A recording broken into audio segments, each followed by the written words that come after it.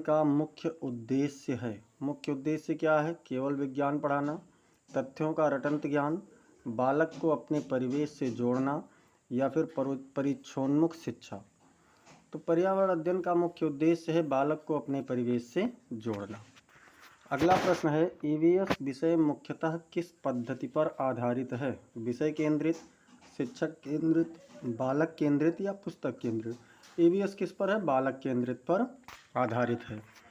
अगला प्रश्न है, पर्यावरण अध्ययन में निम्न में से कौन सा घटक शामिल नहीं है?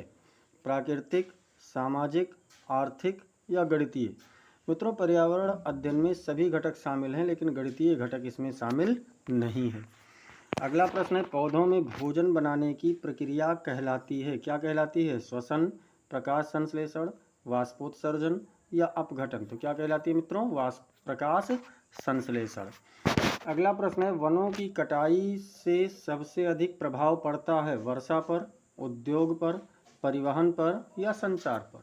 तो किस पर पड़ता है मित्रों? वर्षा पर सबसे अधिक प्रभाव पड़ता है।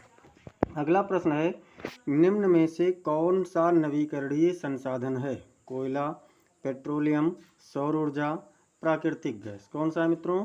तो इसमें से सौर ऊर्जा आप लोगों का प्राकृतिक नवीकरणीय संसाधन है। अगला प्रश्न है, जल प्रदूषण का प्रमुख कारण है, क्या है? घरेलू कचरा, औद्योगिक अपशिष्ट, कृषि रसायन या फिर सभी? तो जल प्रदूषण में ये सभी भागीदार हैं, सभी बराबर प्रदूषण करते हैं। अगला प्रश्न है, ईवीएस शिक्षण में परियोजना विधि का मुख्य लाभ है? समय की बचत, रटंत ज्ञान, अनुभवात्मक सीख या फिर पाठ्यक्रम की समाप्ति? तो क्या होता है मित्रों? अनुभवात्मक सीख होती है इसमें। अगला प्रश्न है, निम्न में से कौन सा जैव अपघटनीय कचरा है? प्लास्टिक, कांच, पत्तियां, पॉलीथीन? तो इसमें प्लास्टिक, कांच और पॉलीथीन का जैव अपघटन नहीं हो पाता, लेकिन पत्तियों का जैव अपघटन हो जाता है। जैव अपघटन मतलब जो सड़ गल जाएं। अगला है, वायु प्रदूषण का प्रमुख स्रोत है? वाहन, पेड़, वर्षा या नदी? तो वायु प्रदूषण की बात हो रही है, जिसमें कि वाहन सीधे सीधे प्रभावित करता है। अगला प्रश्न है, रिड्यूस, रीयूज, रिसाइकिल का संबंध है? जल संरक्षण, मृदा संरक्षण, कचरा प्रबंधन या वन संरक्षण? तो किससे मित्रों? ये आपका कचरा प्रबंधन है। पृथ्वी का अक्ष कितने डिग्री झुका हुआ है? 21.5 डिग्री यानी 21 से 1/2 या 22 से ही 1/2 डिग्री या फिर 23 से ही 1/2 डिग्री या 24 से ही 1/2 डिग्री? तो पृथ्वी का अक्ष 23 से ही 1/2 डिग्री का झुकाव लिए हुए है। कर्क रेखा भारत के कितने राज्यों से गुजरती है?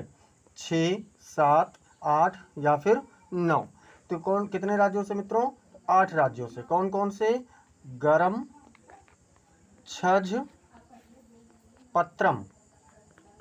ये पश्चिम से पूर्व की ओर है। गुजरात, राजस्थान, मध्य प्रदेश, छत्तीसगढ़, झारखंड, पश्चिम बंगाल, त्रिपुरा और मिजोरम। ये आपके 8 राज्य हैं। अगला प्रश्न है, ज्वालामुखी से निकलने वाला द्रवित पदार्थ कहलाता है? मैग्मा, लावा, राख या फिर धुआं? तो क्या कहलाता है मित्रों? तो ज्वालामुखी से निकलने वाला द्रवित पदार्थ लावा कहलाता है। अगला प्रश्न है, विश्व का सबसे बड़ा मरुस्थल कौन सा है? सहारा, गोबी, थार या फिर अंटार्कटिका? सबसे बड़ा मरुस्थल अंटार्कटिका है मित्रों, और ये शुष्क मरुस्थल है, शीत मरुस्थल है। शीत मरुस्थल और शुष्क मरुस्थल है। अगला प्रश्न है, कोशिका का ऊर्जागृह किसे कहा जाता है? राइबोसोम, माइटोकॉन्ड्रिया, लाइसोसोम या फिर नाभिक? तो मित्रों, नाभिक में डीएनए और आरएनए की संरचना पाई जाती है। लाइसोसोम को आत्मघाती थैली कहा जाता है।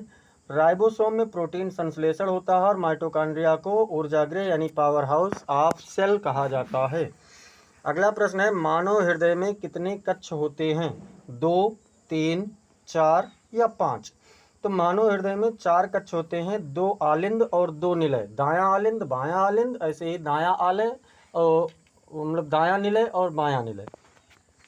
अगला प्रश्न है, प्रकाश संश्लेषण की प्रक्रिया किस अंग में होती है? माइटोकॉन्ड्रिया, क्लोरोप्लास्ट, नाभिक या राइबोसोम?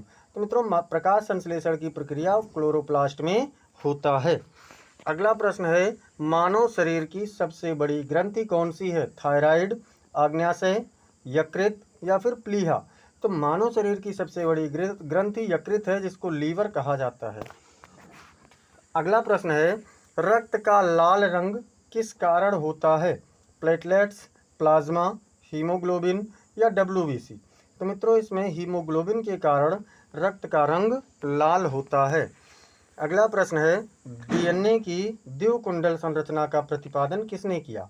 मेंडल, डार्विन, वाटसन और क्रिक या फिर हर्शी चेस? तो मित्रों DNA की द्विकुंडलित संरचना का प्रतिपादन वाटसन और क्रिक ने किया था। अगला प्रश्न है, पादप हार्मोन ऑक्सिन। ऑक्सिन एक हार्मोन होता है जो कि पौधों में पाया जाता है। इसका मुख्य कार्य क्या है? पुष्पन, वृद्धि, फलन या फिर बीज निर्माण? तो ऑक्सिन हार्मोन एक प्रकार का वृद्धि हार्मोन है और ये वृद्धि में काम करता है। अगला प्रश्न है, मनुष्य में श्वसन का अंतिम अंग कौन सा है? श्वास नली, फेफड़े, एल्वियोली या फिर ब्रोंकस? तो मित्रों मनुष्य में श्वसन का जो अंतिम अंग है वो है एल्वियोली। क्या है? एल्वियोली है। अगला प्रश्न है, भारतीय संविधान कब लागू हुआ? 26 जनवरी 1947, 26 नवंबर 1949, 15 अगस्त 1947 या फिर 26 जनवरी 1950? तो मित्रों 26 जनवरी 1950 को भारतीय संविधान लागू हुआ, 15 अगस्त 1947 को भारत स्वतंत्र हुआ और 26 नवंबर 1949 को भारतीय संविधान बन। EVS में अवलोकन कौशल विकसित करने का सर्वोत्तम साधन है? व्याख्यान, प्रश्नोत्तर, शैक्षणिक भ्रमण या फिर लिखित कार्य? तो अवलोकन करना है, बच्चों को देखना है, तो उसके लिए आप शैक्षणिक भ्रमण आपका सबसे बेहतर माना जाएगा। अगला प्रश्न है, 3R सिद्धांत संबंधित है। 3R मतलब जिसको हम लोग कहते हैं रिड्यूस, रीयूज एंड रिसाइकिल। मतलब ज़्यादा और कम प्रयोग करो, बार बार प्रयोग करो और उसका पुनर्चक्रण करो। ये है मित्रों कचरा प्रबंधन से। किससे है? कचरा प्रबंधन से। अगला प्रश्न है, राष्ट्रीय जैव विविधता दिवस मनाया जाता है? कब मनाया जाता है? 5 जून, 22 अप्रैल, 21 मई या फिर 16 सितंबर? तो मित्रों राष्ट्रीय जैव विविधता दिवस जो आपका है ये 21 मई को मनाया जाता है। अगला प्रश्न है, निम्न में से कौन ग्रीन हाउस प्रभाव का परिणाम है?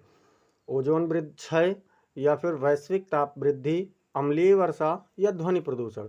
तो मित्रों वैश्विक ताप वृद्धि क्या है? ग्रीन हाउस प्रभाव का परिणाम है। अगला प्रश्न है, पारिस्थितिकी संतुलन के लिए सबसे आवश्यक है? केवल वन, केवल जीव, जीव और अजैव घटकों का संतुलन और केवल मानव? तो पारिस्थितिकी संतुलन तभी हो पाएगा जब जैव और अजैव घटकों का संतुलन होगा। अगला प्रश्न है, पर्यावरण संरक्षण में बच्चों की भूमिका होनी चाहिए? कैसी होनी चाहिए? सक्रिय होनी चाहिए, केवल श्रोता, निष्क्रिय या अनदेखी? तो मित्रों सक्रिय भूमिका होनी चाहिए बच्चों की। इस प्रकार से आज का ये आप लोगों का 30 क्वेश्चन का सिलेक्टेड क्लास समाप्त हुआ। ऐसे ही समस्त इंपॉर्टेंट क्लासेस को पाने के लिए चैनल को आप लोग जरूर सब्सक्राइब कीजिए, बेल आइकन दबाना ना भूलें। क्लास को आप लोग लाइक कर दिया कीजिए, इसे अपने मित्रों के पास में अधिक से अधिक शेयर कीजिए और कमेंट सेक्शन में आप लोग अपना मार्क जरूर बताते रहें। मिलते हैं फिर अगली क्लास में, तब तक के लिए जय हिंद, जय भारत।